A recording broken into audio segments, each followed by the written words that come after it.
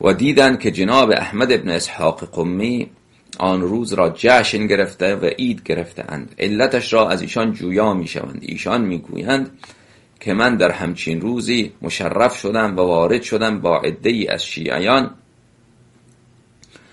به خدمت مولای ما حضرت امام هادی امام علی النقی علیه السلام در سامراء مبارکه. حضرت امام هادی علیه السلام را دیدم که تمام اهل و عیال و تمام خدام و اهل خانه ایشان را امر فرموده بودند که بهترین لباسها را بپوشند و اظهار شادی و فرح بکنند و خود حضرت سلام الله علیها مجمر عودی را که در آن عود را به آتش می کشیدند تا دود بکنند و بوی خوش آن معطر بکند فضا را، آن در جلو حضرت بود و خود حضرت سلام